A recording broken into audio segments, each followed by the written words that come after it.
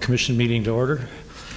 Jill, would you please call the call to order, please? Yes, Robert Bailey. Here. Mark Berry. Here. Dana Curran. Hope she's termed out as of this week. Dr. Anthony DeRigi. Here. Richard Hunn. Here. Diane Kinderman. George Buzz Link. Here.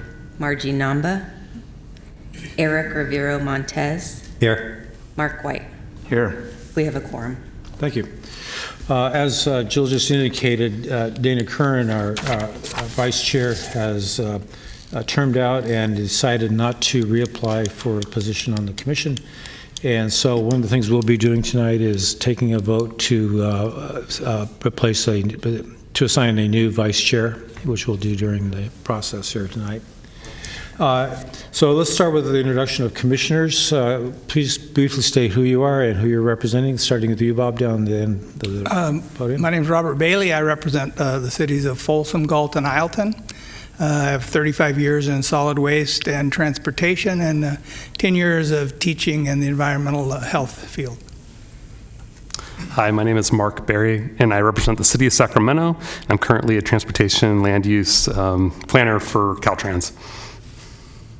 I'm Tony DeRigi. I'm a retired pediatrician from Kaiser Permanente and represent the City of Sacramento. Hi, I'm Mark White. We have a small consulting firm that does work for the garbage industry. I represent the county. I'm Richard Hunn. I'm appointed by the Sacramento County, and I have about 30 years' experience in consulting environmental compliance. My name is Marie Wooden. I'm the interim director for Sacramento County Environmental Management Department, where I've worked over 25 years, staffed to the commission. Buzz Link. I'm a Sacramento County appointee. I'm a registered civil engineer and have about 40 years of experience in local or regional water and power issues. Eric Rivero Montez. I am a representative for the City of Elk Grove. I work in the Environmental Management Department for Sacramento Municipal Utility District, focusing on climate change issues and greenhouse gas emissions. Okay, thank you. First of all, I would like to provide an opportunity for public comment. Anybody in the audience would like to approach the commission and make a statement, they're welcome to at this time. Seeing none, we'll move on to our next agenda item, which is going to be the City of Sacramento Active Transportation Program. And speaking tonight is Jennifer Wyatt.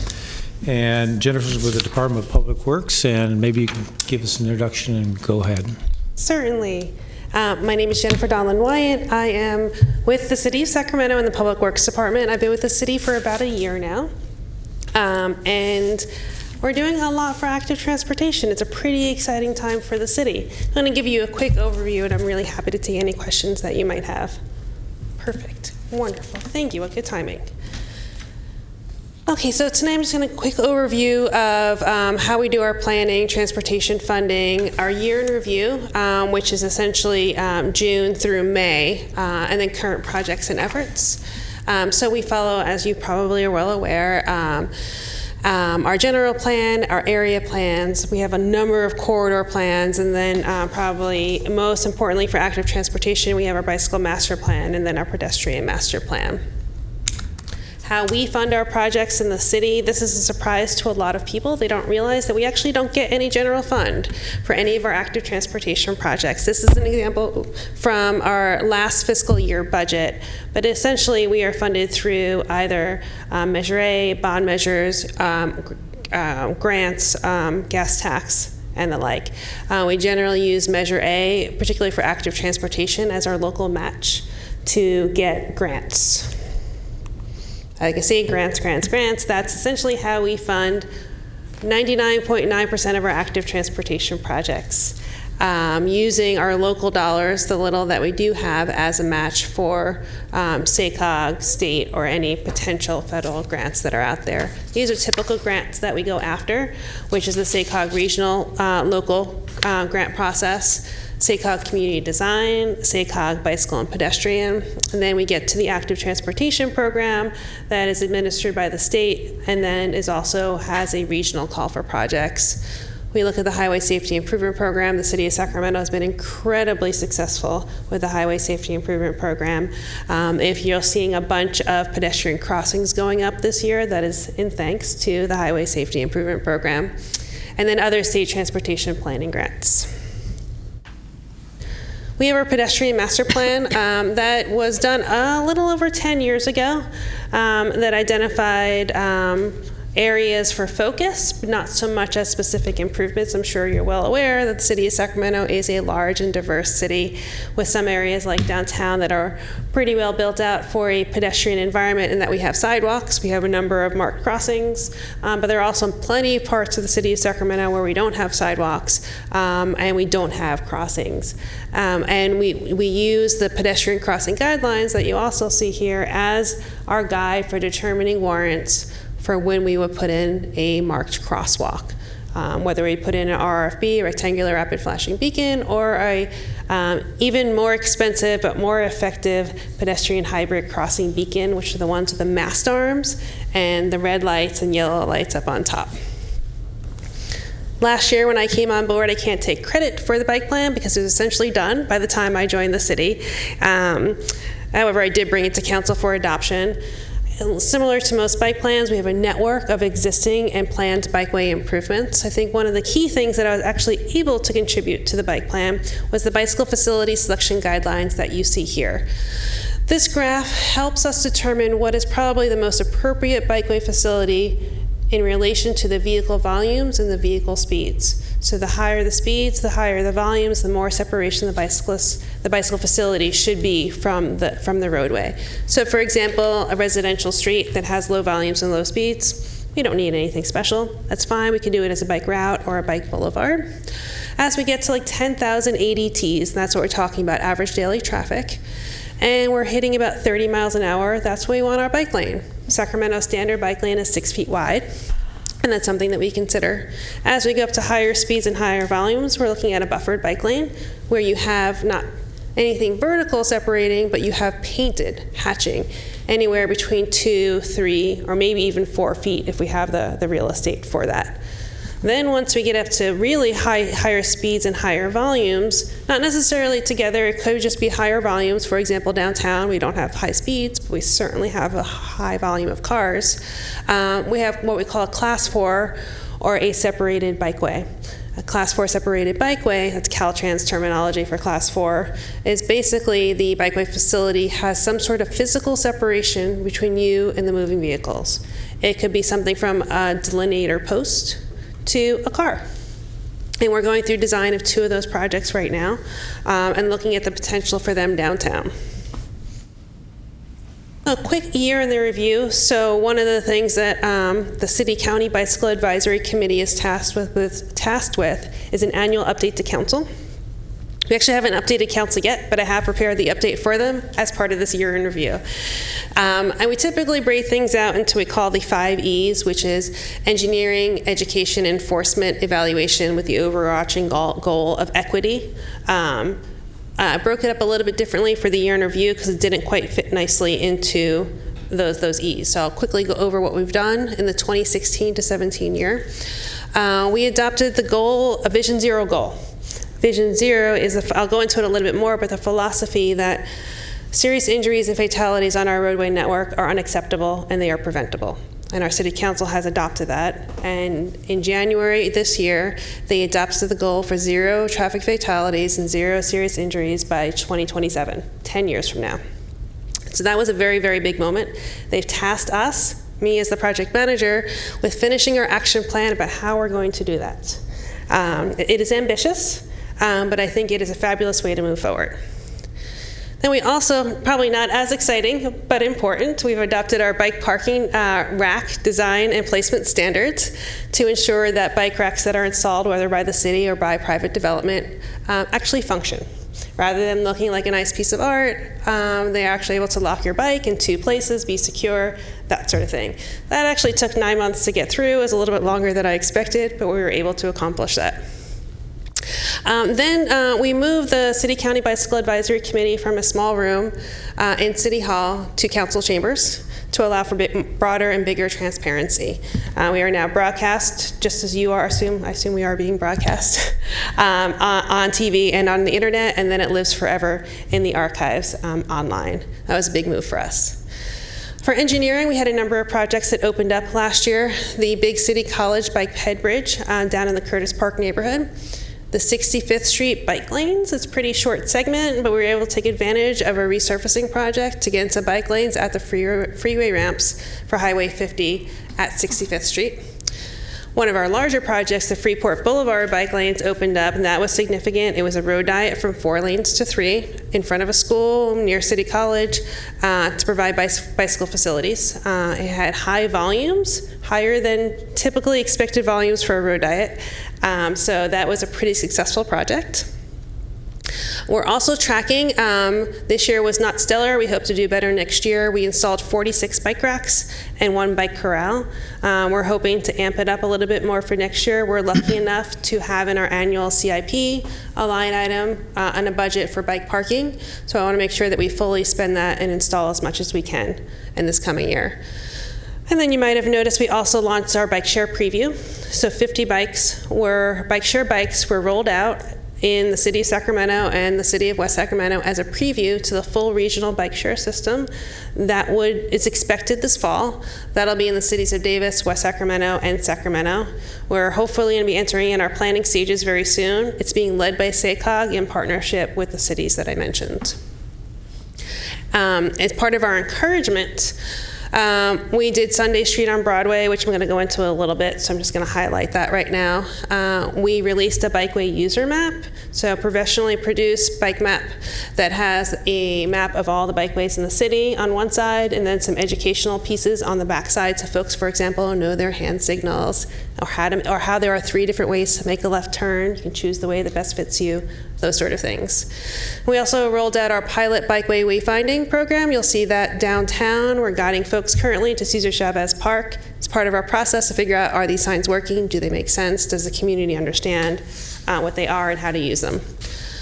We also rolled out some education pieces. We started in January our urban biking class. It is an in-classroom class, nothing on bike, but in classroom.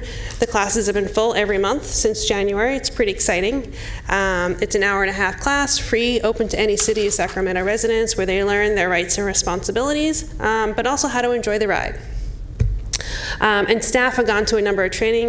There was a Caltrans Class 4 bikeway training. We took key engineering staff to that. We went to the NACDO Designing Cities Conference, which hosted trainings, which is great because I was one person. We've now had 2. We've brought in a new person who started last week. There are 2 people doing active transportation in the city. And so while we can do a lot, it's even better when there are more people who can do more. So we're working on training our engineers. And lastly, our evaluation is our year in review, which we'll be doing every year. So a little bit on Sunday Street on Broadway. If you don't mind, can I get a raise of hands of who attended or knew about it? All right, we got 2 folks. I am incredible. This was my life for most of the spring. It is our first open street event that we've ever had in the City of Sacramento. Done with 0 budget. It was all through fundraising and donated time and in-kind staff time. It was a 2-mile stretch. We closed down Broadway to cars and opened it up for fun. We encouraged folks, we had activators, what we call them, folks along the corridor who hosted activities. The goal was it had to be active, so no one just sitting around. It can be art, there was dancing, there was hula hooping and hopscotching. It was an incredible event. We had over 5,000 people attend with 0 budget for marketing or anything like that. So it worked out really, really well. Council's pretty happy with it. And we hope to have more of these in the future. And if you haven't gone to the website, sundaystreetsac.org, suggest you check it out. There's a great video of about 2-minute video of the event. Our current projects, we've got a lot of bicycle and pedestrian projects that are either in the conceptual design phase, actual design phase, or about to be entered into the construction phase. We have a number of complete streets projects. Bell Ave, that is funded through SACOG. It's going to be under construction soon. I won't go through all of them, but as you can see, we're doing a lot of work. I'm pretty proud of all the work that our small staff in the city are doing. I'll quickly go over Vision Zero because I think this is probably one of the most important projects that I am working on. So Vision Zero is a traffic philosophy that rejects the notion that traffic crashes are accidents. They are not accidents, but they're preventable incidents that we must systematically address. Any single serious injury or fatality. And so the city has directed me to move forward with identifying how are we going to do that. So first and foremost, as I mentioned, they adopted the goal for 0 fatalities and serious injuries by 2027. It's incredibly ambitious, but why shouldn't we be ambitious? We're talking about people's lives. We're working on the plan right now. At our website, Vision Zero SAC, we publish all of our documents. We have a task force that's made up of stakeholders throughout the entire city. They are helping to guide the process. Every stakeholder meeting that is held, we publish all the materials immediately thereafter. We want to be as transparent as possible about what we are doing and how we are moving forward. We've gotten to the point right before we'll have the actual plan. We've met with the task force 5 times. And we've built up from identifying what our vision is, what our goals are, to what is the crash data looking like, and what are the key pieces of crash data that are important to the stakeholder group. And then lastly, what are the types of countermeasures? How are we going to address those crashes through the 3 E's predominantly, so engineering, education, and enforcement. Although we will obviously look at many more ways. And they guided us. We had our last meeting about 2 weeks ago. And we have the goal of having the public draft plan at the end of August, maybe early September. The summer is getting by me really quickly. And then last and not least, bike share. So we've rolled out our preview of bike share. For those of you who don't know what bike share is a system. It's essentially an extension of transit. You become a member. You are able to use any of the bikes within the system to travel within the city. It's been incredibly successful in many other cities. So we're in the preview system now. The goal is full rollout in the fall. The preview is downtown, midtown, and West Sacramento. The full rollout will be those cities. We have not yet determined where any of the locations will be for the other stations that you do not yet see. We will go through a planning process. SACOG is hiring a planning firm, or is about to go into contract with a planning firm to help us with that process. And I'm happy to answer any questions. Thank you. Thank you, Jennifer. Thank you, Jennifer. Is there any questions from the commission? Mark, you want to start? Sure. Yes, thank you. I ride a bike almost exclusively on the bike trail, so I don't have to compete with cars. I think the city's vision of having 0 fatalities is wonderful. The people I see driving around most likely to have fatalities are the idiots riding at night against traffic with black clothing on and nary a reflector or a light anywhere near them. Honestly, I feel bad for the guy that runs into them, because these people are a disaster for you, and they're a disaster for all of us, and I just praise you to high heavens for all your educational efforts with them. I was one of the people that raised my hand when you talked about the Sunday ride on Broadway. I did it as an acknowledgement that I'd heard about it.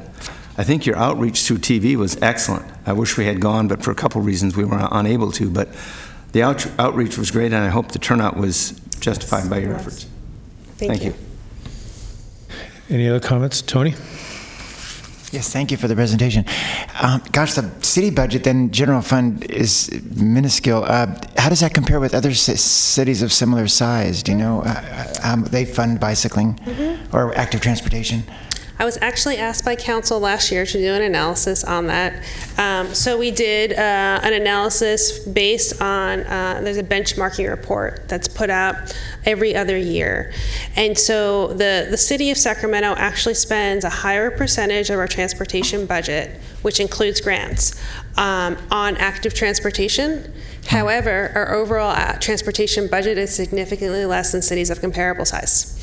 So while we have more dollars, because the overall dollar amount is smaller, we're actually spending fewer dollars. on active transportation. So the percentage is higher, but the dollar amount is less because we are starting with less. And that's part of the challenge. Many communities have large bond measures. For example, Seattle just passed a $900 million bond measure. We don't have that. Los Angeles has Measure M, and a good part of that goes to active transportation, so therefore they have a higher dollar amount. Same thing with Alameda County, and then the City of Oakland just passed, within Alameda County, they just passed Measure KK, so they also have significant higher amounts of funding than we have. Thank you. And do you collaborate with the county? Does the county have active transportation? For example, if a bike lane is leaving the city and going down the street and crossing into the county? Mm-hmm.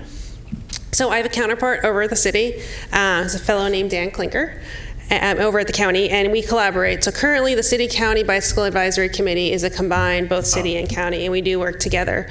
There's been expressed interest in actually dissolving the joint committee and each having their own, and that'll probably move forward, but that wouldn't stop the collaboration. Particularly since we have a very large border for which we share. And then we have places like the Panhandle and I guess it's called the Finger down by like Florin that comes up into the county area, surrounded by a city area. So we do coordinate a lot. There are a lot of county projects that are going on that I work with the engineering team over there. And can you give us a quick update on a couple of projects? I forgot the name of it. It's the Lower Sacramento River Parkway bike trail that Sacramento River Parkway. Yes. Okay, great. That is an exciting project.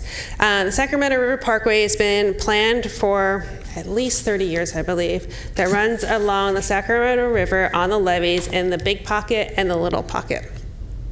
There have been challenges with implementing it. First, probably the biggest challenge with implementing it is the city does not have legal access to all the parcels along the levee.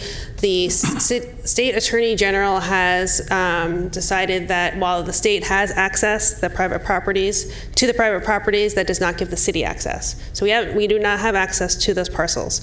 There are a number of trail segments that can be built. That we do already have access. We are currently working on one right now that's near Garcia Bend Park down in the pocket. And City Council, as part of a one-time funding opportunity for this fiscal year, has allocated $2.3 million towards the acquisition of easements or property along the corridor so that we can build the trail. We'll need more, but it's a good start. And one more segment would be the Sutter's Landing Park up to, on the south side of the river, up to 8th Street Bridge in Sacramento State. Mm-hmm. So that is what we call the Two Rivers Trail Project. We do not have full funding for that, but we are evaluating, we're in the design phase of that right now. There are a number of design challenges with it, including where it sits on the levee, but also how do we cross under the UP rail bridge, which I don't know if you've ever worked with UP. It takes some time to work through the process with them, but we are working through that process, and we continually apply for grant opportunities to get construction funding. Thank you. You're welcome. Bob, do you have a question? Yeah, I have a quick question. Mm-hmm. I know in Europe, in their school system, they require all the students to take a pedestrian class. They learn how to walk, and then they learn how to bike, and they have to pass this class to be able to get their driver's license later on. Have we ever thought about doing that kind of stuff here, or do we? Well, the requirement wouldn't be at the city level. That would be a state level requirement. The city has thought about it. It takes a lot of resources to actually get into the schools, and we have a very, very large area. It's something that's on my list of things to do. It's not easy to get into schools. I will tell you that before I joined the city, one of my major work that I did was called Safe Routes to School, and I worked in many, many communities throughout California. Probably there are two stellar examples. Y'all think to Davis obviously is a great example, although they don't actually have very much in classroom education. The city of Palo Alto has been doing it in classroom for 20 years, 2nd grade, 3rd grade, 4th grade, 5th grade, and I believe it's either 7th grade or 6th grade for in-classroom education for their students for walking and biking, which has been incredibly successful. Despite the high density and large roadways in Palo Alto, they have a higher walking and biking mode share than the city of Davis does. Yeah. How about the safety center here in Sacramento? Do we still use that as training for kids, or is it just optional? I believe it's optional, and it's run through the school district. The city is not involved in sending students there. Yeah. Oh, and my last one is, do we enforce bicycle registration? There is no required bicycle registration in the city of Sacramento. Oh. We do encourage folks. The police department has what's called Ride On, and what it is registration, so that if your bike is stolen and they do recover it, then they can check that serial number against what you registered with that, and you can get your bicycle back. Okay. Oh, thank you. You're welcome. Blair? Mark? With the passage of Senate Bill 1, is the city going to be more aggressive in going for the active transportation program grants? Yes. So SB1 has been, well, hopefully will be wonderful for the city in many ways. So as we talk about maintenance for our roadways, it's always an incredible opportunity to improve our walking and biking conditions. So we do expect through our roadway maintenance efforts to also benefit from that. Then there is also additional monies that will be available through the active transportation program, the state program. And we will put as many applications in as is humanly possible to get those grant monies. Yeah. Down this end, Eric? I was wondering, if I were to have an incident or a near miss, how would I go about reporting it so that it gets captured in your data set regarding the Vision Zero? I imagine you're trying to collect as much data and information as possible. So Vision Zero is very much a data-driven process. We are only using police reports. Okay. I strongly encourage any bicyclist who is hit, whether it's an injury or not, to actually file a police report, because if we don't know about it, we can't do anything about it. And I've come from the bicycling community, and I have friends who are professionals who might work for another agency who might have gotten hit by a car, but they weren't really hurt, and they don't report it. That actually only hurts us in the long run. We really need any incidents like that to be reported to the police department and file an actual incident report. So it makes it into what we call SWITRs, Statewide Integrated Traffic Record System. Okay. Yeah. But as far as near misses, if you have something close at this point, there's no way of... Not as part of Vision Zero, because we are focusing on where we actually have had severe injuries and fatalities. If we get to the point where we've taken care of all those, I'm happy to take care of the near misses. But there might be where you have near misses, there might actually be data to support making improvements there now. Thank you. Mm-hmm. Mark, you have some more questions? Just one. The big wide green bike lanes, how effective are those, and how much maintenance do they require? A lot of repainting, or? So green is typically applied with thermoplastic, so it lasts longer rather than paint. We as a city have moved forward only implementing those in conflict areas, because while we can get a grant to put something in the ground, we don't get a grant to maintain anything. And we want to make sure whatever we put in the ground we can maintain, and our maintenance monies come out of the gas tax for our resurfacing and resealing projects. So we keep them to conflict areas, and by conflict areas I mean you have a bike lane and then all of a sudden you have a right turn lane and you want to convey that there's a negotiating space or crossing space. That is typically when we would put in the green. Or if it's an area that we know has high numbers of conflict, as demonstrated through our data, our collision data, and we want to call out the folks who are needing to pay closer attention. I've got a couple questions, Jennifer. For your Vision Zero, is this goal of zero accidents, is that primarily for bicyclists or pedestrians also? Oh, actually, it's for all modes, walking, biking, and driving. Okay. How many accidents a year are we talking about? Well, there are many, many, many hundreds per year. What we are actually looking at fatalities, we're anywhere between 30 and 40 fatalities a year. So you have a goal of 2027 to bring that down to zero? Zero. That seems like an awful long time, even though you say it's a pretty aggressive schedule. Do you envision a intermediate goal of something else in the next couple of years or 5 years or anything like that? Well, our task force has not asked for an intermediate goal, nor has our council, but we're going to move quickly as we can. The challenge is through doing physical improvements just take time. So once we finish our Vision Zero action plan, we'll identify what corridors need focusing. The next step is to do a corridor study and identify what improvements can happen. That takes a couple of years. Then we have to apply for grants to actually make those improvements happen. So by then it is close to 10 years or thereabouts. If there was unlimited sources of money, we could probably do it a little bit faster, but given the financial reality, it will take some time to get those improvements in. I understand that, in urban development for certain commercial uses and maybe multi-use residential, they have parking requirements for automobiles where based on the square footage of the building itself. Is there any similar standard for bicycle parking spaces that would go along with future development? Yes, we have that. That's in our city code. Anytime a new development comes in or a significant remodel, we do require that they have bicycle parking, both short-term, so that would be if somebody were visiting for 2 hours or less, like you're going shopping, to long-term. You think about residential, you're building multifamily residential, we do a requirement for bicycle parking, or for employees in an office development, so that they have a secured and covered place to put their bicycles, whether it's a bike room or a bike locker. Okay, excellent. Yeah. Mm-hmm. We'll actually be opening our first bike spa.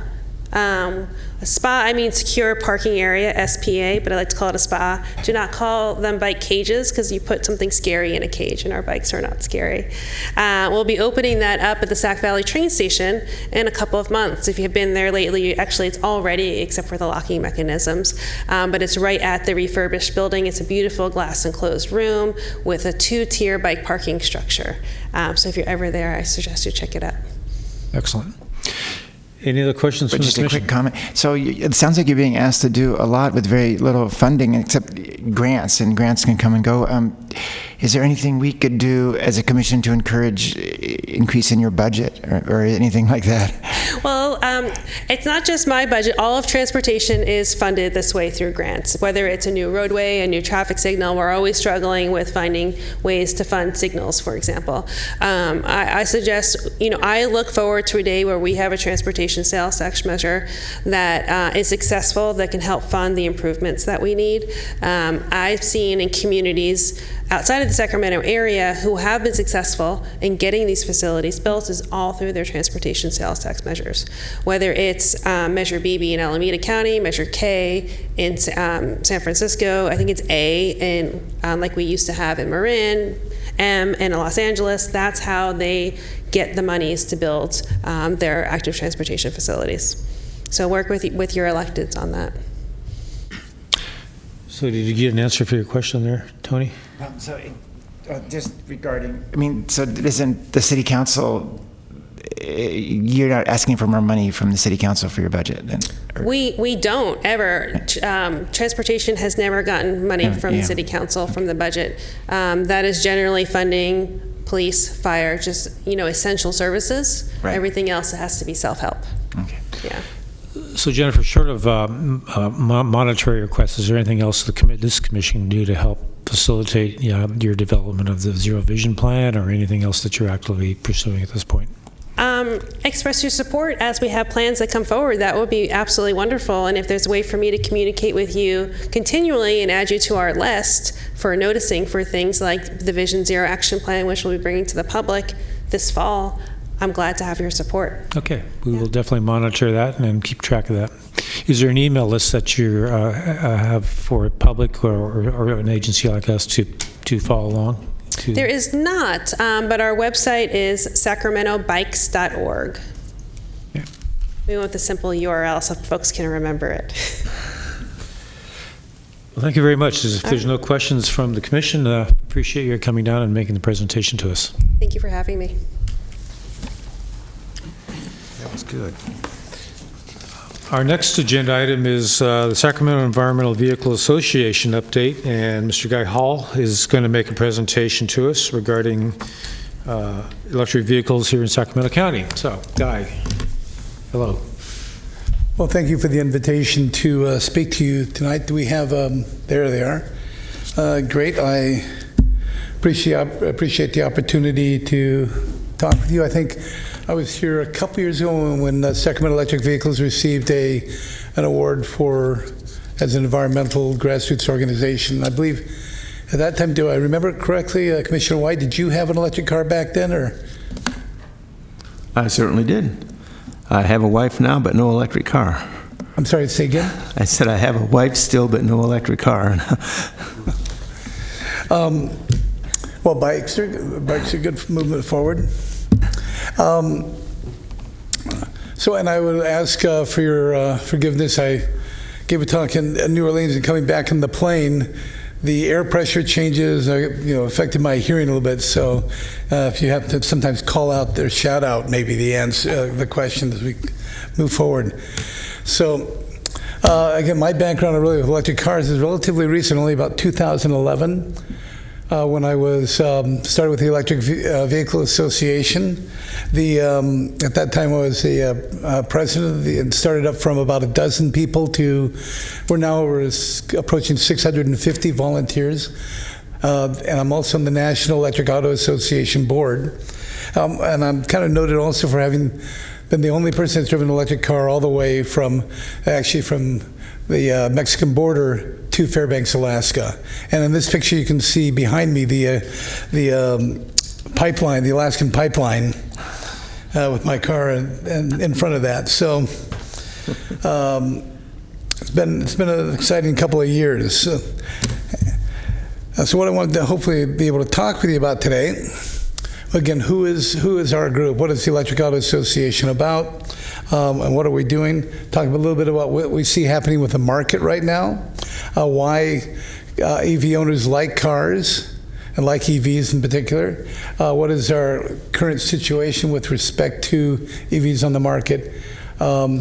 Leadership that Sacramento provided back in the beginning of the about 2010, 2000. That was there then and helped move things forward and talk about how that's gone. And then some of the next steps that I think we can go to keep expanding on that. So the Electric Auto Association itself is national, actually an international organization that's built up to help create feet on the ground to educate the community. So it's all about educating the public about electric vehicles on a one-on-one type of basis, ride and drives, show and tells.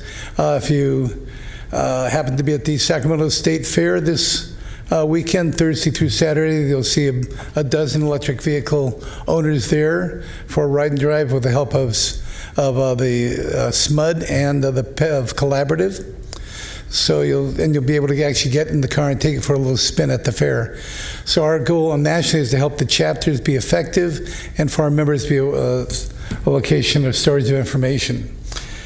If I look at the chapter here locally, you can see some of the pictures over the last several years. Well, this is just essentially last year. 26 events that we were involved in, over 8,000 one-on-one conversations that we had with the public to explain them and share them with them our family story. You'll see, in fact, I brought in and this was quite a surprise to me at the time. I brought a Tesla Model X and was showing it and had to step away for a little bit. When I came back, someone was driving away my Model X. Now, we also have a Nissan Leaf and two Nissan Leafs as well, but and I started to chase after him until someone stopped me and said, well, that was Speaker De Leon. Maybe I ought to let him take it for a little bit. So I considered that. We have every other month, we have meetings with interested parties around the region. We rotate that around the region. You can see we focus not just at adult communities and such members, but we also look at the youth. If I were to ask any one of you, how much is a gallon? You probably have a good idea of what a gallon is, maybe something like that. But if I were to ask you, how much is a kilowatt hour? Anybody comfortable with that question? No, I mean, that's very typical. But in the future, we're going to have to learn about what a kilowatt hour is, because it affects not just our electric cars, but our electric bicycles, the solar power coming off the roof. Throughout our house, there's more and more being run by electricity, and we have to start getting used to those kind of terms. So we work with the youth on respect to that at schools, also talking about electric cars. So if I jump forward and say, why do people like electric cars? Because it's the owners of electric cars that turn around and come to our events and start trying to share their own authentic, personal, family experience. Well, first of all, it's the fun in that in terms of the pep, that instant pep that you have with an electric car that outperforms its gas counterpart. Along with that, if I had a gas car and I took the engine out, the transmission out, the gas tank out, and I put a battery pack back in, that car is actually heavier than when I started. All that weight is in the battery pack. Now the key there, I mean, that's not necessarily good, but the weight for that battery pack and where that battery pack is located is generally in a big tray underneath the passenger cabin. So that center of gravity for that car is way down, very, very low. So when I go into a turn, it will hold the road better than a gas car can because of that low center of gravity. And with that electric motor, I can pop out of it. Now, my wife tells me we don't need to do that on every turn, but I can, and it's a lot of fun. The acceleration is different than a gas car. It's not just surges and hesitations. It's smooth, pure acceleration. The Phillips, you get, every morning you wake up with a full battery pack. And maintenance, 95% fewer moving parts in an electric car. So put all those together, and just the quiet nature of it, it's so relaxing. And a lot of converts that get excited about this. And on top of that, you get to save money. And I'll talk about some of the financial aspects. But even if you look beyond the personal impact, the personal things that we like about our own electric cars, there's things that these do for society at large that is fairly important. Especially a year or so ago, and I don't think the water drought is completely over, but it took for every gallon of gas that was produced, you took at least 12 gallons of water to make the gas. So as you're driving a gas car, you're also consuming water. If you look in forward as to accidents, we were talking about a moment or two ago about accidents. The car pollution itself kills twice as many people as accidents. It's just that we don't see that. We don't have the traumatic front page pictures and images on the nightly news that car accidents can bring. But according to the American Lung Association, twice as many people die from car exhaust and pollution than accidents. Sacramento itself is on the 10 most top polluted cities in the U.S. It's getting better, but it's still it's not a good place to be with regard to that. In fact, you can see it's the 14th and 8th is two of these very key criteria. Now, I don't know how familiar you are with this 2.5 particle sizes. Well, I think I've got yeah, I do. If you look at this beach sand and a human hair size, you see particles that we worry about getting in the air and into our lungs. And there are larger particles and there's smaller ones. The PM 2.5s are the particularly nasty things because they not only can get into our lungs, but from the lungs they can get into our blood. Now, a recent study talked about potentially 30% of dementia in senior women may be directly tied to this 2.5 or PM 2.5. Now, it's not that that just women are sensitive to this. The study was revolving around women. So, as guys, don't think you are safe from this. I have the fortune on our board that we have a medical researcher, and so I take these studies to him, asking him, "Is this real? Can you look into it and see if this is just a kind of a one-off or such?" And he's come back with this study saying it looks very, very solid, but it's still in peer review. Another one that just came out, very similar, has to do with cardio health. And again, the small particles get into, what happens is that they get into the blood, they get into the brain or the heart, and actually cause inflammation. And it's that inflammation then around that then causes dementia heart disease and such. So it's a fairly major impact. In fact, his group is looking at doing the same study on pre-birth infants in the womb, just because the particles go through the placenta into the baby and provide some negative effects there. So this comes out not just from diesel cars, but even gas cars with fuel injection. And it comes out from brake pads, again, that also the the electric cars use far less of their brakes than the gas cars. And that's not because they're willing to hit people.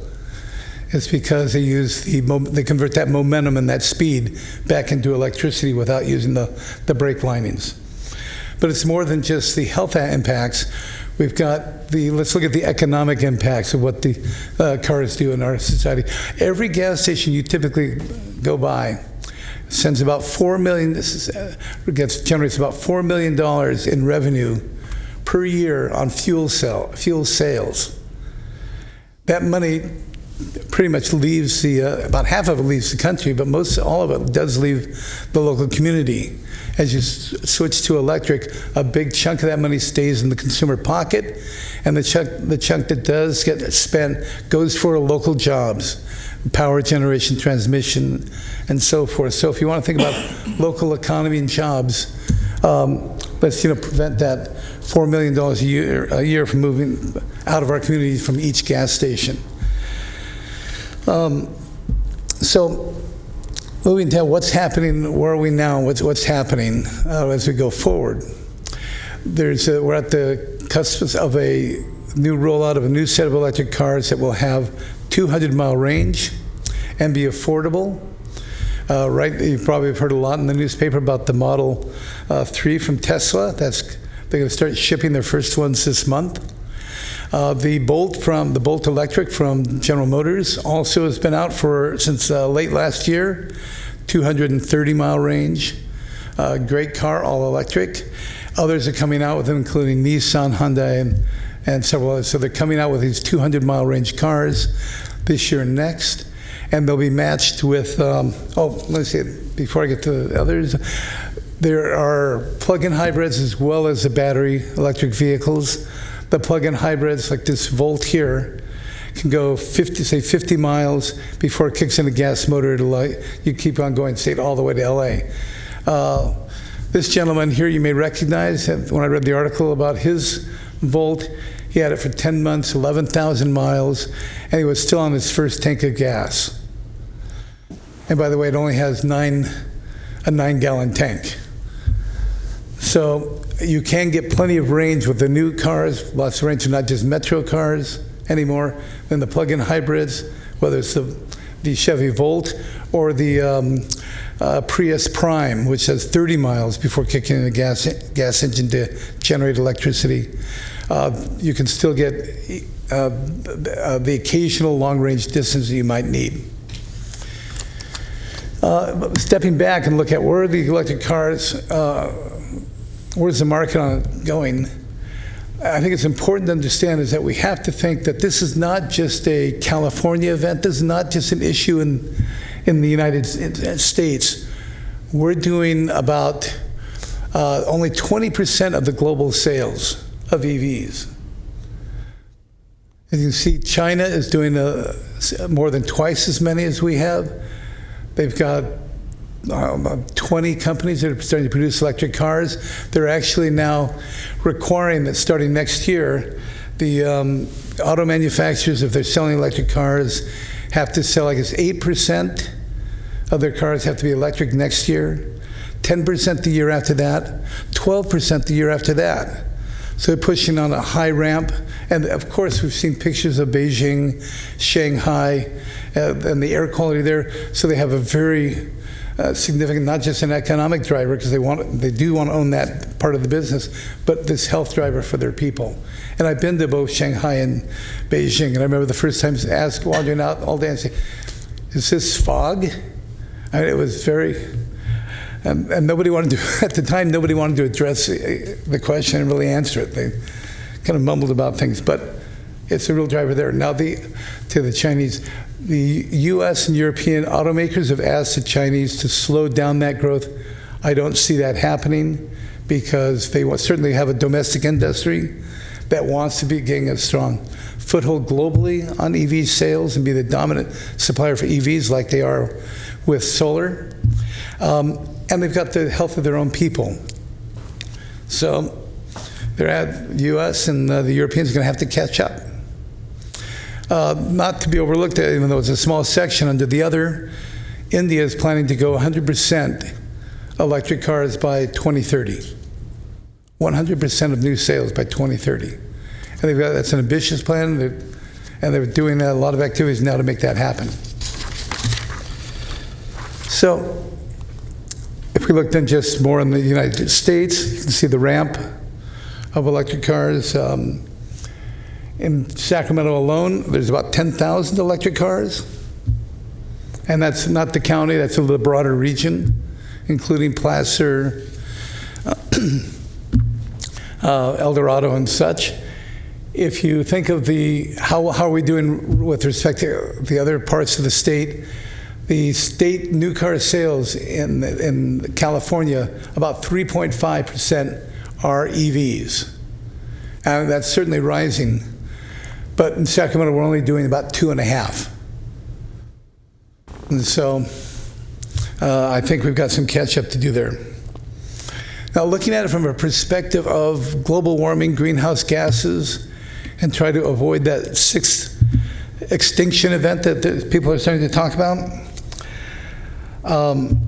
let's look at the major source of greenhouse gases are coming from. Clearly, this transportation this is on a California level.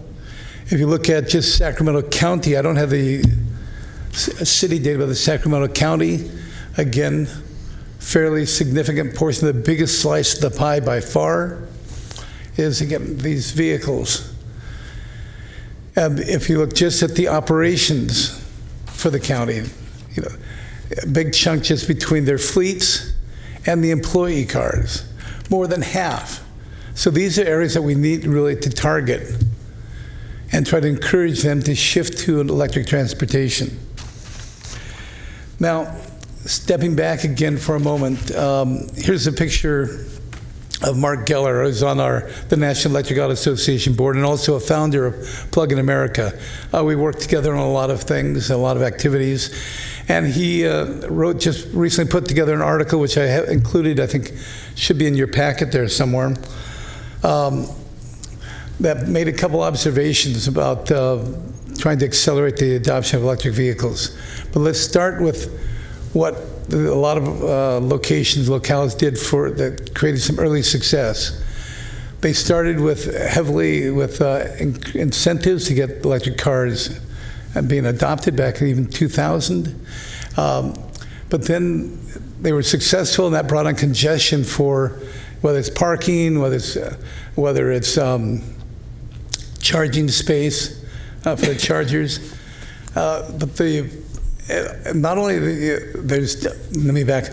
With respect to chargers, if you're not certain that the charger is going to be available for you, you're not going to risk taking your car to work or to the airport for many years.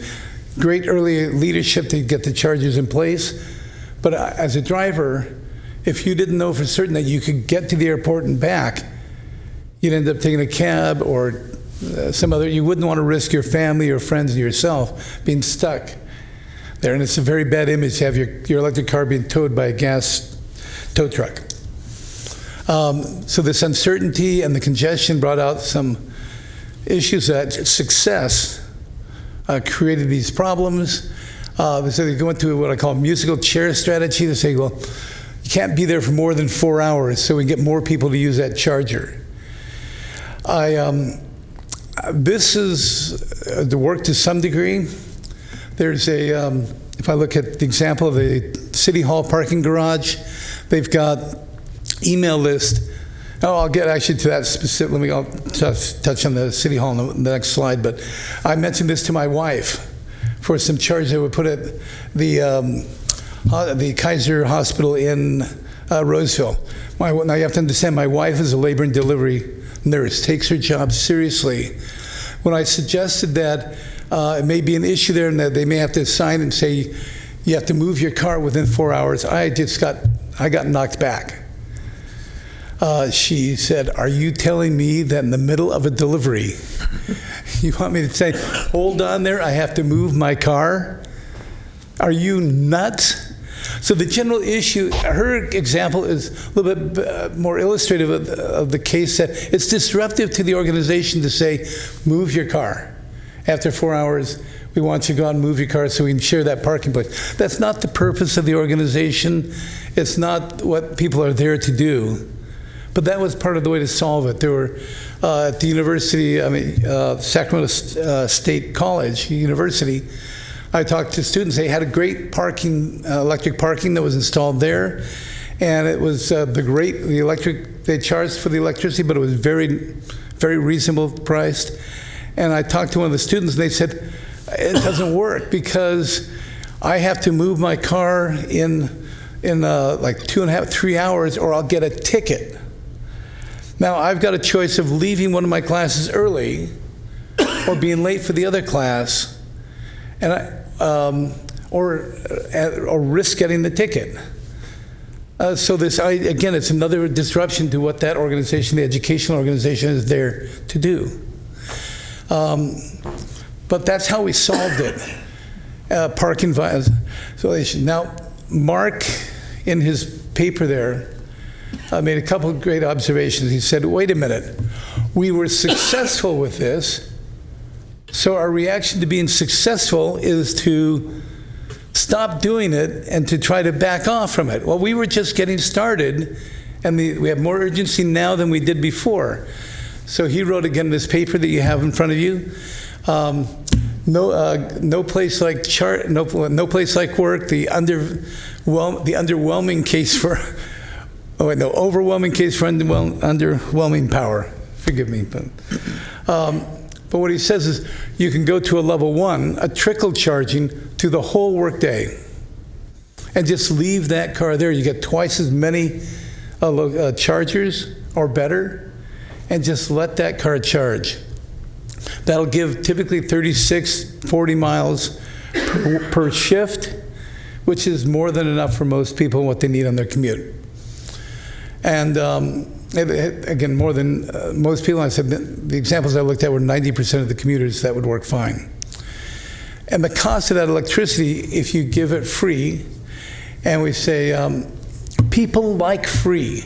If you're trying to motivate people, it worked at the city garages, it worked at the county garages. People like free. Well, how much this gift of public services, why we're not going to fill up their gas tank for them, why are we doing this? We want them to get them out of the gas cars into electric, and this is the equivalent of a price of a cup of coffee. And we're trying to do all different types of workarounds to try to mitigate that success, if you will. So, the level 1s can be anywhere from just an outlet to an electric car charger that's running off of 110. Now, Sacramento, both county and city, were strong leaders in the electric vehicle market and the infrastructure.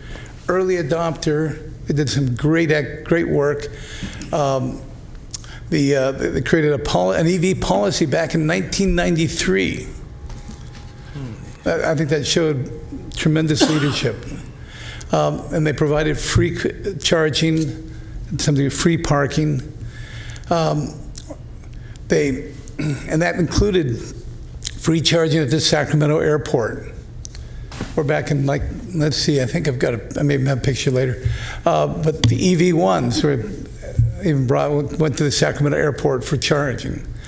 But that slowed down and such, and we need to pick that pace back up. Here we are. So this is what success looked like. In the City Hall garage, over 1,000 parking places. They've now dropped back to just a discounted monthly pass. Only 21 charging spaces. And 120 people are competing for those spaces.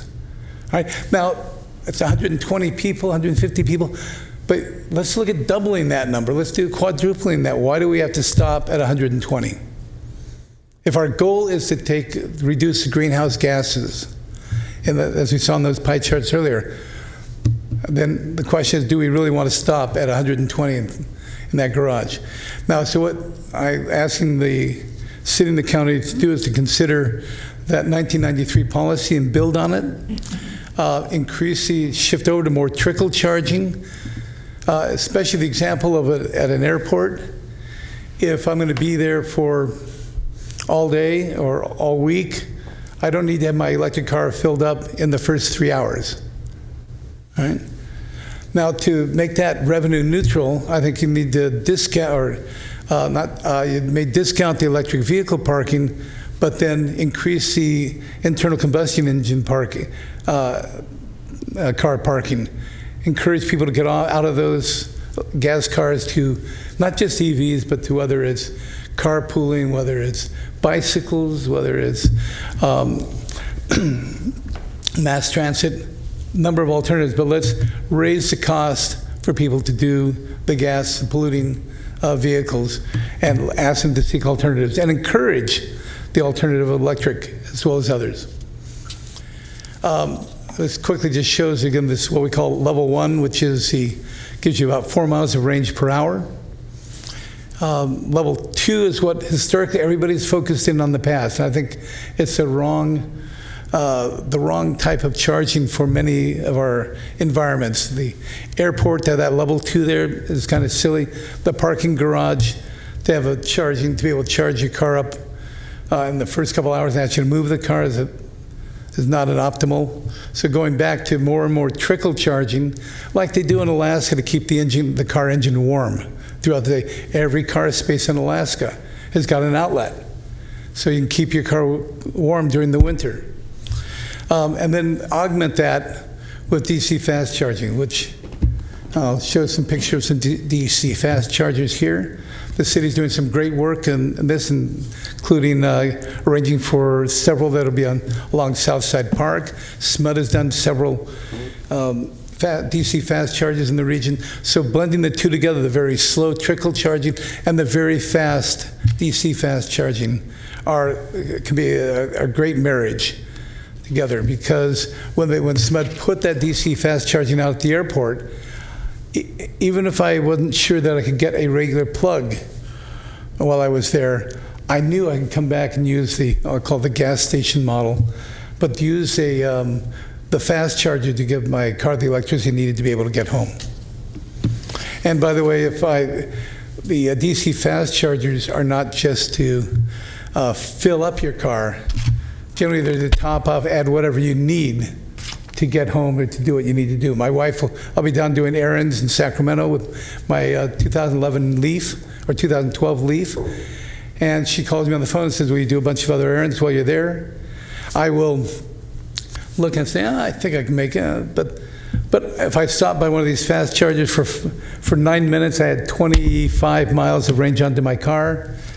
I don't need to fill it up. I'm just getting a little extra bump so I can keep going.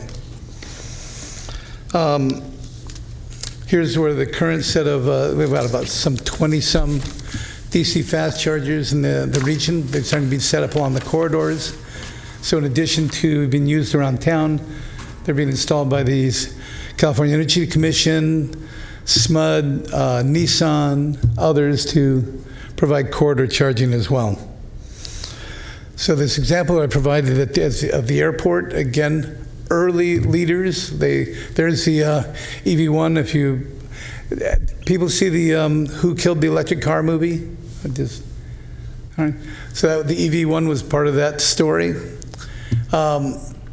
And back in early 2001, the city and the county showed some real leadership by placing public charging out the airport and other locations.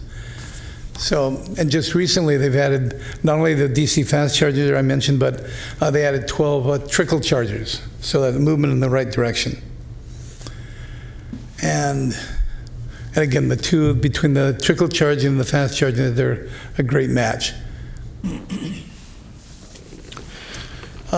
Furthermore, the airport could even look at doing something like when people come in flying from town, if they would, we can send the rental companies to provide electric cars for visitors, and especially if you have something like the Nissan, probably the Chevy Volt or Bolt EV or something, the Prius Prime. There's a non-worry, you don't really worry about charging, but you can then provide as an incentive, again, parking in the city garages. See, there are ways to incent even visitors to come out to try that electric car. And Sacramento, as the capital of the state, should be making a visible public statement.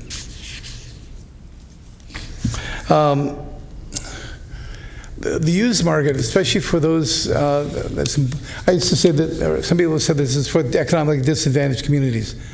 I think the used market is for a large number of Americans and Californians. We bought used cars until we started with some electrics.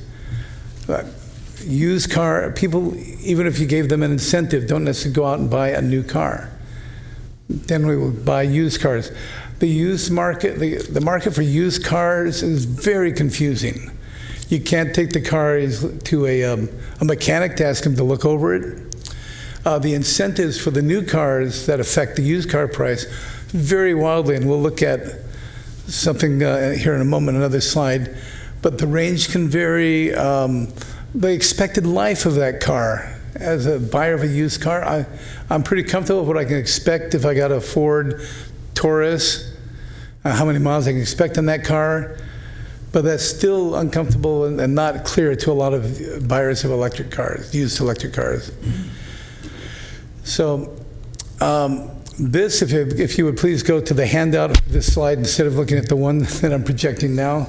I have to ask your forgiveness. This is done at 3 in the morning, Friday night, and trying to get this package put together, or Thursday night, I guess. So you have a more recent than the one I'm showing you. So the incentives are if you add up what all the different people are offering for new cars, between air districts, utilities, the manufacturers themselves, the dealers, the state, the federal, that electric car is getting darn close to being a free car. So if you have the option, like I stopped by Marysville Nissan dealership there and I asked, how much is this Nissan 2013 used Leaf? 30,000 miles on it. He said, well, we're looking at about $14,000 or $15,000. If I go out and get a new one after all the incentives for that same price, that's not a particularly good deal. It may have started out at $31,000, but it's the true price to the consumer is much less. It can be, even if I can't take advantage of all these incentives, I can take advantage of quite a few and be in the teens. So I think people need some help and do that. We need to figure out how we help people try to figure out the used car market. So EV adoption can be increased. We can attack those big sections of the global warming and the greenhouse emissions, and the parking rates for clean air by incenting EVs, providing in various different ways. If you can even allow for fleet vehicles, to allow the employees where they can take home a gas vehicle. And apparently, if they fill up a gas vehicle, they get reimbursed for that. Well, if they charge up an electric car at their home, you should reimburse them for that. I mean, use SMUD standard rates, not tough to do. Let's shift again from level 2s toward level 1s, the trickle charging, discourage the gas vehicles with the higher rates. And talked about blending between the two types. And even with that new set of EVs coming out that are the 200-mile plus, please don't look at your future infrastructure just say, well, we'll only worry, all the cars will have 200-mile range, so we're not going to worry about that. The used market will still be for many years much lower in the sub 100-mile range. So you need to consider that when you deal with the infrastructure. And I think that's the end of it. Any questions? Yeah, Guy, thank you very much for the presentation. One of the things that we, as a commission, noticed, I believe earlier this year, that there's several cities here on the West Coast and the state of California have committed to increasing the electric vehicles as part of their fleet levels, and I think the state is committed to 50% of its fleet vehicles will be electric vehicles. San Francisco and LA are both running about 10 or 15%, I believe, in their commitments. But we haven't seen any commitments from Sacramento or the City of Sacramento or any other local governments, even though we do know they have some level of electric vehicles. We formed a committee here within the commission to take a look at that and see what are the advantages of converting to an electric vehicle fleet to some higher level than where we're currently at, and come up with a recommendation as to how fast we can make that conversion, as well as to the degree we can make the conversion of this from the total fleet. So I wanted to really kind of bounce that off you and say, what do you think about that as an approach to effectively contribute to electric vehicles on the road? Well, I think that's definitely a direction that we need to start moving in more aggressively with fleets. Clean City Sacramento, that's mostly their focus, and I'm on that board as well, to try to shift fleets, not just public, but private as well. When I've talked to people, both city and county, the feeling I've got from them is they want to do that. It's just that they're hemmed in, they're asked to do something with very little funds. And they've got a box that they've kind of been essentially felt that they have to stay within. So if you can, as an independent task force and such group, come together and look at explore ways to achieve that, I think it's very, very doable. I'm not particularly enamored with the idea of going to natural gas or compressed natural gas as the interim step, because that's better than gasoline. I don't see any reason why you wouldn't make the step all the way to electric. Okay. Yeah. Did I answer that question then? Yeah, I think so. Again, I think we're looking at some level of replacement that's taking place with the existing gasoline-powered fleet. And instead of just investing back into gasoline-powered vehicles, we would be looking at converting a portion of that to electric. And that's what we want to work with the city and the county on to develop that approach. And bear in mind, too, the state is pushing very hard to be shifting this fleet as well. Yes. So it's not just at the city and county level, but also the state level. Are there any other comments from the commissioners? Mark? Yeah, I would like to first off clarify what I said in response to your question about owning a Leaf. My wife had extreme range anxiety, continues to. She doesn't like the way I drive either. But my view of the Leaf was it is the most perfect vehicle for driving around a town that you could own, because it, like you said, it zips right along. If you're going 50, 60 miles a day, ours had an apparent range of 85, but we never tested it. So when my wife saw it getting to about 30, 40 miles on the meter, we got panic time because she didn't want to get stuck. But if I had my druthers, I'd own both, a gas car for distant trips, but a Leaf, something like that for local stuff, perfect vehicle. And thank you for your efforts. Thank you. And your wife would probably have been much happier to see when there were a whole bunch of fast chargers being scattered around the region. Mark, do you have a question? Yeah, great information. Quick question. Is there like a resource online where you can type in like your address or your zip code to see what kind of incentives you qualify for? The state has a site that I think it goes by zip code.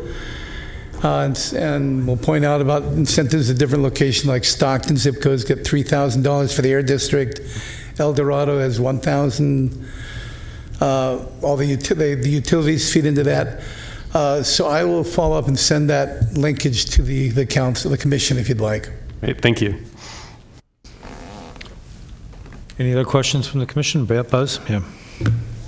Yeah, one, I guess, technical question, and that is, how long, just showing my ignorance because I don't own an EV, can a car sit without being plugged in? I mean, the parasitic loads that can drain these batteries, I mean, how, are we talking, 6 months before you have to worry about it, or 6 days? I think it's before 6 months. You can certainly leave it on like a trickle charger, 110 that comes with the car. Certainly you're not worried about weeks, but somewhere you're getting multiple months, might be, and I'm assuming that you leave it with a full charge. But it will slowly over time do that. And 6 months might be an issue. I'm not certain about that, but certainly 6 weeks wouldn't be. Cool. Good. And so my other question is one of, and I've seen this in the papers of late, and that is, what are we going to do? We stop selling gasoline and we lose that gas tax, and we don't, transportation taxes that aren't going to go pay the roads. How are we going to collect that? And I know there's a number of different ideas out there, but is there a some formulation that's looking positive? I mean, everything we've looked at so far is kind of like, here's the incentives for you to do this. Somebody's paying for that incentive somewhere along the line, and particularly if everybody now gets an electric vehicle and we aren't selling any gasoline, how are we paying for those roads? Well, I think the incentives need to be partially funded by the polluters. I mean, that's one way to look at it. I mean, that's why I say you might have two different rates for cars parking in the garage.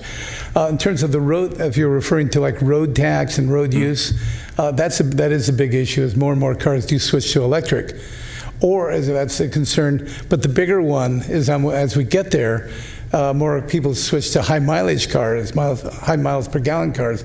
That also is even a bigger impact right now. So we have to figure out and address how we're going to deal with the funding the road maintenance. It is critical. Just recently, the state passed some legislation to bump up the charge for electric cars every year to cover road expenses. $100, I think, is part of the annual registration. And at the same time, they bumped up the gas tax as well.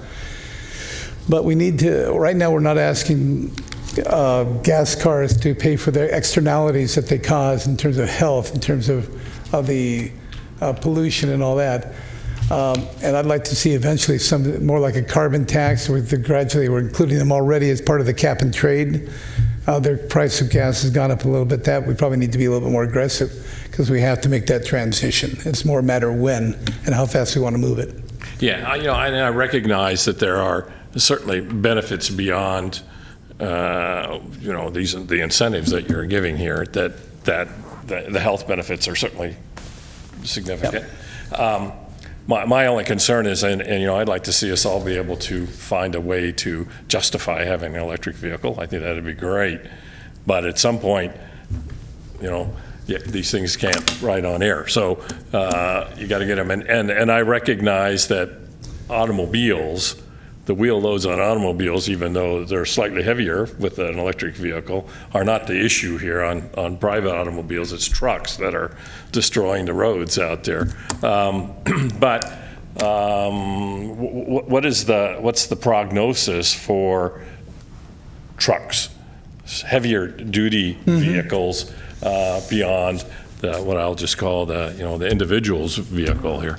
Well, it's not just trucks too. It's ships. It's airplanes. So almost all transportation now is working pretty aggressively toward being able to shift to electric. There's several companies that are working on medium and heavy duty trucks that'll be electric. You probably have heard Tesla talking about I can't remember the class number for these large tractors to be able to pull a trailer. But they're looking at coming out with those as well. All across the transportation spectrum, there's movement to move all of that across. I understand that. I understand that Volvo has announced that they're going to go completely electric in their fleet. Yeah, and they make a lot of trucks. Yeah, they do. They're good. I mean, all you have to do is go down I-5 on any weekend, and you get inundated, or you can hardly travel down that through all the trucks. I mean, so there's a huge amount of that commercial traffic that's out there that is got to be contributing to on all aspects of this that we would like to improve upon. Anyway, What surprised me is the whole idea of having planes run on batteries. So there's a lot of weight in those batteries, but they're looking aggressively at trying to get helicopters and planes to be able to go electric. And what's behind some of that is that the battery technology is starting to accelerate. Yes. I was saying for several years that it's improving about 6% per year compounding. The last 2 years has been more like 12%. And that's narrowed the slice of the pie that hydrogen fuel cells have been looking at. People at one time thought they would be the dominant supply of clean energy. But as the batteries got cheaper and cheaper and more capacity, the niche of hydrogen fuel cells is getting smaller and smaller. So, that's a question I do have too, and I know that's not, EV is not hydrogen fuel cell, but what is the, I mean, are those in fact, that was, one of those technologies that was certainly being looked at with some favor. Is it now kind of going into remission, if you will, the whole thought of hydrogen fuel cells as power sources?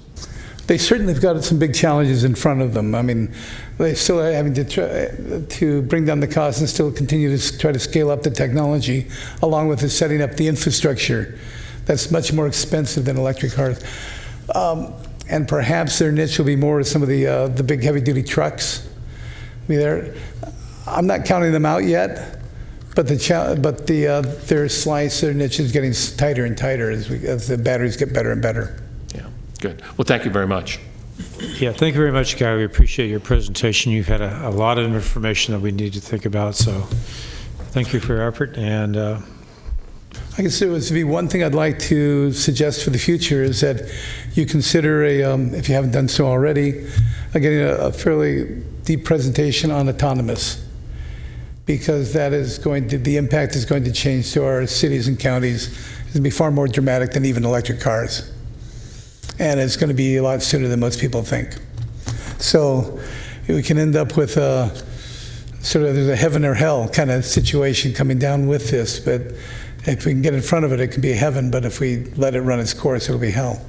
Anyway, okay. Thank you for the opportunity. I appreciate that. And thank you to you to help make this happen. Okay, moving on to our next agenda item is approval of our June 2017 meeting minutes. The copy of the meeting minutes are enclosed in your agenda package. If there's somebody who'd like to make a motion here, we'll entertain that. I move we approve. I had one minor little thing I told Jill about, not worth mentioning though. Okay. Is there a second to that motion? Second. It's been moved and seconded by Bob Bailey. All in favor, please say aye. Aye. Aye. Any opposed? Any abstentions? Oh, I wasn't there. I'll abstain. I missed the meeting. Abstain. Do we have a quorum with Tony's? Okay, good. So that's been completed. The next agenda item is the selection of a new vice chair for the remainder of 2017. As I indicated at the beginning of our meeting, Vice Chair Dana Curran has stepped down and away from the commission. So I'd like to entertain any nominations for a new vice chair to fill in her position for the remainder of 2017. Are there any nominations? I would nominate Eric. I accept the nomination. Thank you. Yeah. Is there a second to that nomination? Second. I'll second it. Okay, Tony has seconded the nomination, and Eric has accepted. Is there any other nominations for the position of vice chair? Hearing none, I'd like to close the nominations and call for a vote. All in favor of voting for Eric as vice chair, please say aye. Aye. Aye. Any opposed? Hearing none, the vote is passed. And thank you, Eric, for stepping up here to be vice chair. Thank you very much. Our next item is a review of meeting action items. Jill, you've agreed to kind of run through that. Appreciate it. Action item number 1 from the June meeting was for the secretary to contact fleet managers at the City of Elk Grove in the County of Sacramento regarding a meeting with commissioners, which is Chair Hun right now, to discuss the use of EVs in fleets. I did contact Keith Leach. Chair Hun has a meeting with him scheduled on Wednesday. Eric, I'm not sure if you were able to attend that, but... Is that for this upcoming? This yes, Wednesday. I was planning to attend. Okay, great. And then Doug Scott is fleet manager in the City of Elk Grove. That meeting is still being worked on? I did send out an email to Doug, and I have not heard back at this point. Yeah. So I can follow up with you on getting that meeting scheduled. Okay, appreciate it. Okay. Item number 2, Secretary requested the SEC to be included in the email list for EIR documents regarding the I Street Bridge project and the Broadway Bridge. I made that request, and it was confirmed on July 10th, so we will be notified of all EIR documents. Number 3, Commissioner White to contact a landfill speaker for November's meeting. He did make that contact. Still working on availability. And then Commissioner Berry to draft paragraphs about the Arch Nexus building tour. Yeah, this is for the annual report. Yes. Yeah, I'm still working on it. Thank you for sending the information. Great. By the way, with regards to that, I don't know if anybody looked at the PDF file that, or the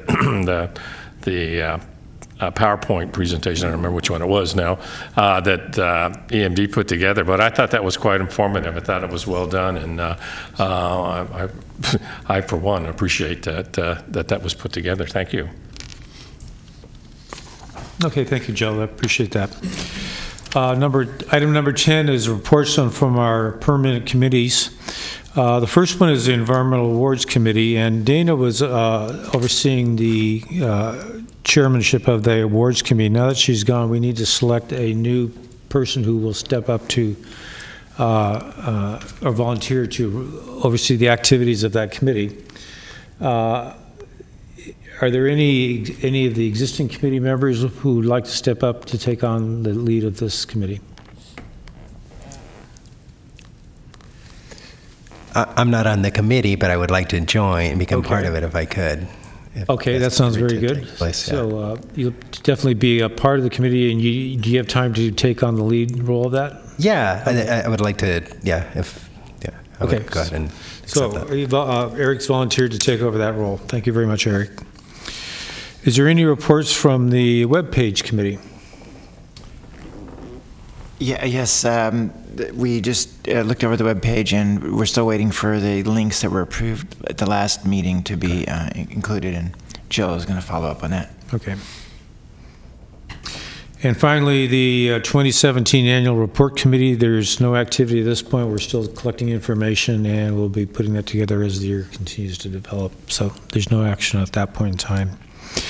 In terms of our ad hoc committee reports, the first one is our Cyanobacteria Committee. Jill, can you report when this report was actually released to the public? Yeah, it was mailed to the jurisdictions on July 14th by email. So the hard copies have not gone out yet. Okay.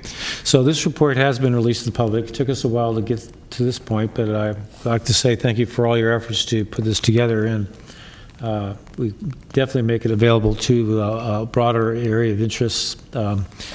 And which reminds me, I came across a news article today where they reported a major blue-green algae bloom up in Oregon, which killed 32 head of cattle.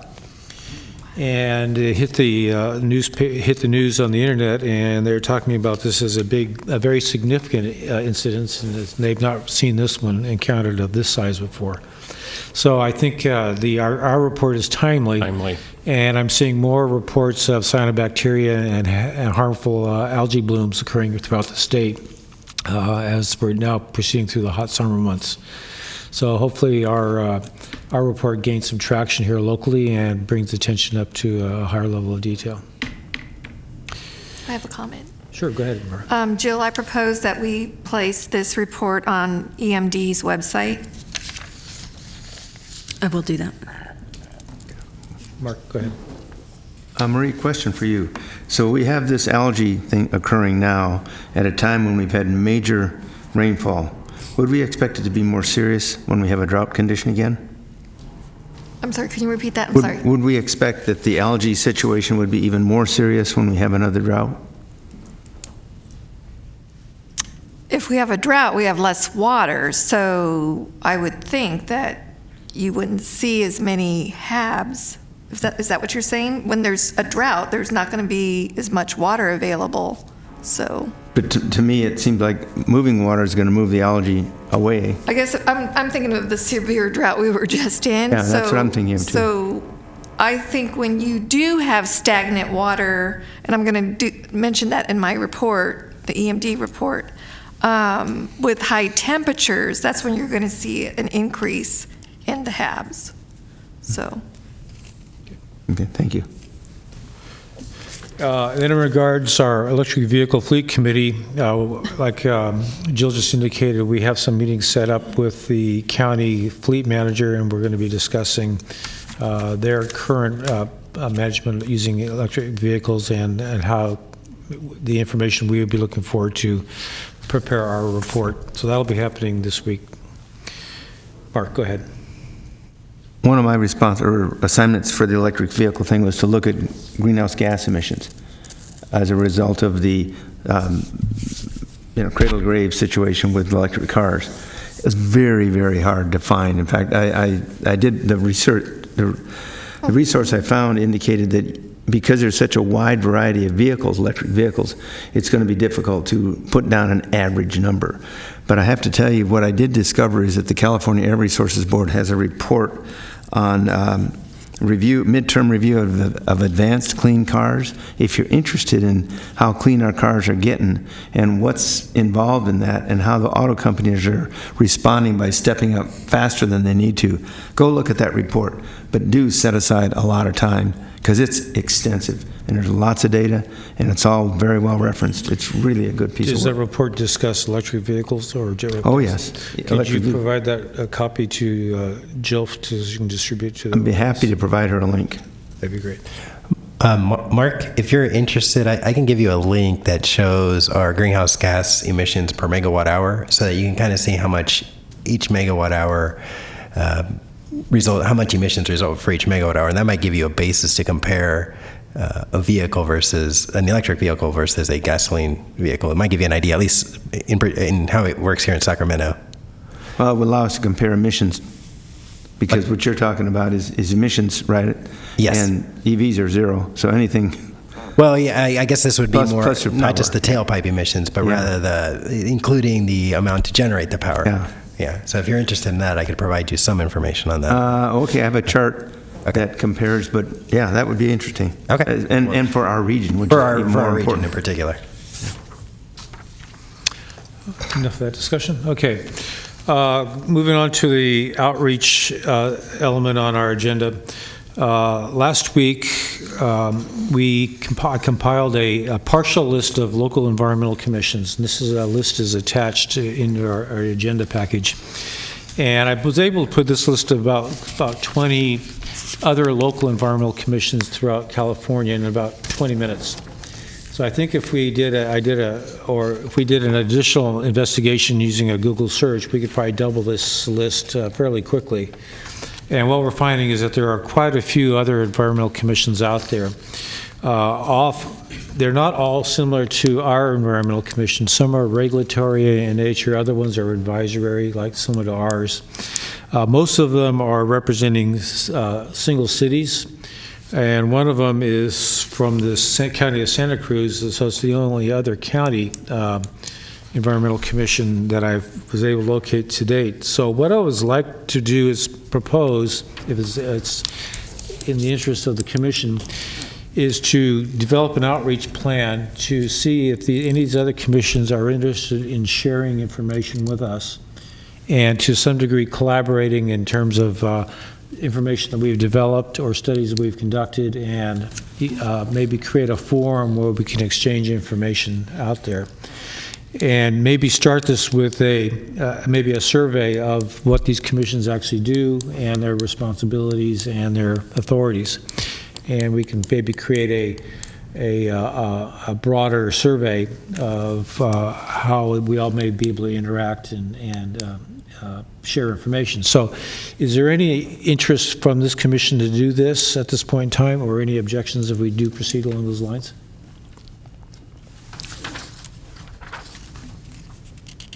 And personally, I think it's a good idea.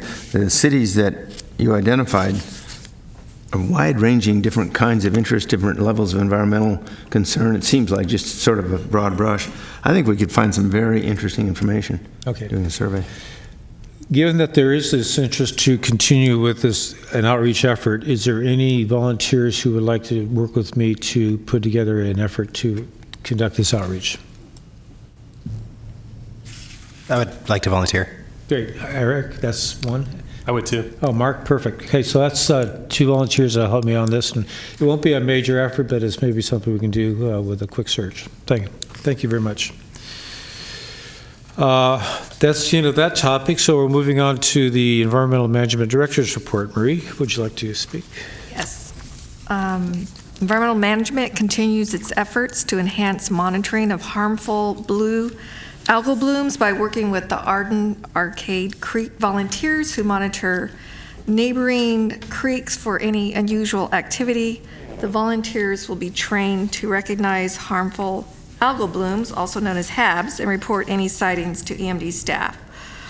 Environmental Management Department did receive a report that Rancho Seco Lake was closed to swimmers this month, not due to HABs or the harmful algal blooms, but due to high coliform bacteria levels in the lake. The park officials suspect that the high coliform levels were most likely from waste materials from the ducks and geese that inhabit the lake in warm water temperatures. Our department also completed a series of trainings for staff on health and safety awareness related to cannabis manufacturing. And we also offered the training to some other county department staff to attend. And a couple of us just attended the National Environmental Health Association conference, which was interesting because Canada was there and gave a really good presentation on their efforts to monitor the cyanobacteria HABs, which I thought was very interesting. And they also categorize their HABs, or these blooms, category 1, 2, and 3. So I wanted to take a closer look at that. And he was going to share his report with me. So that concludes our report. So this categorization, is it based on hazard or size? Or Size and hazard. Okay. It was really interesting. If you could maybe help inform us in the future. I will share his presentation with you. That'd be great. Thank Okay. you. The next item is opened up to any other commissioner comments or ideas or thoughts you'd like to bring to our attention. Mark? I had a discussion meeting with the guy from the city who's managing the, I guess, the rebuilding of Sac City's landfill at 28th Street into something useful to the entire public. They currently have out there an interesting skate park, a good-sized dog park, but they got a lot of land. It's like one of the biggest resources, certainly in the city of Sacramento, even compared to the rail yards, but also in the region. And it's got just wonderful potential for a lot of things as long as we don't invest in something that requires future maintenance. The landfill's already under a lot of maintenance requirements, and things accomplished with respect to the landfill maintenance that also benefit some park facilities, for example, would be a wonderful thing. So the city's looking very hard at what it can do out there. I expect some good things coming out of it, but I also expect a lot of discussion because, as Marie knows, there's a lot going on out there. Is this conversion going to be taking place over a long period of time, or is it something that's going to be happening in the near future? It's already been a long period of time. It will be a long period of time. Okay. Yes, it will. Well, on a related note, I've been following the Lower American River Conservancy program, and seeing that land is adjacent to the American River, it might fall into funding. But unfortunately, it's AB 18, which guarantees at least $5 million to the Lower American River, is still, it passed the Assembly, but it's in the Senate. and it's working its way through. So we're still waiting to see if we're going to get funding for the Conservancy. Any comments, Buzz? Just a comment. Maybe everyone saw it, but the NEPA compliance, that is the National Environmental Protection Act compliance for the Delta Fix, the two biological opinions, one from the National Marine Fisheries Service, the other one from the U.S. Fish and Wildlife Service, are out showing no jeopardy opinion for the tunnels. So it's just kind of the next hurdle that's gone through now and they've gotten past. There's still much more to go before permits are issued for actual diversion and so forth. But the biological opinions are out now for the EIR-EIS, which was finalized back in December, I believe. So still more to go, but that's a kind of a major hurdle that's been passed now with respect to the tunnels. Yeah, that's very interesting, Buzz. Thank you very much. Yeah. Bob, would you have some comment? Yeah, the SEC organizational document we were working on, are we going to continue with that? Yes, but we haven't put it has not been a high priority. So yes, it has not fallen off the agenda, but it's just a matter of how we want to pursue this. Are you still interested in being involved in this? Well, I sent a bunch of stuff, Yes. so I thought maybe, didn't know if it just got dropped off or we were going to discuss it another time. Okay. We'll bring it up again at our next meeting, okay? Given that, hearing no more further comments, I think we're ready to adjourn, so thank you very much, and we'll see you guys back in August. Good night. Oh, thank you.